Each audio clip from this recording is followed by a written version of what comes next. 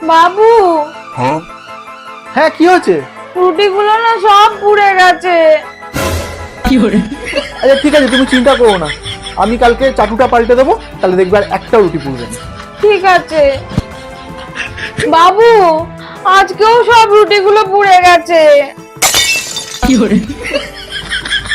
ঠিক আছে, তুমি চিন্তা করো না, আমি কালকে আটাটা পাল্টে ফেলবো, তাহলে দেখবে আর একটা রুটি পুড়বে না। ঠিক আছে? ঠিক আছে বাবু, আজকেও রুটিগুলো পুড়ে গেল। ঠিক আছে, আমি কালকে গ্যাস ওভেনটাই পাল্টে দেবো, তাহলে দেখবে একটা রুটি পুড়বে না। ঠিক আছে? ঠিক আছে বাবু। আজকেও রুটিগুলো পুড়ে গেছে তো? হ্যাঁ, তুমি তো সব পাল্টে দিলে, তাও কেন রুটিগুলো পুড়ে যাচ্ছে? কারণ যে জিনিসটা পাল্টানোর দরকার সেটা পাল্টানোর সাহস আমার নেই।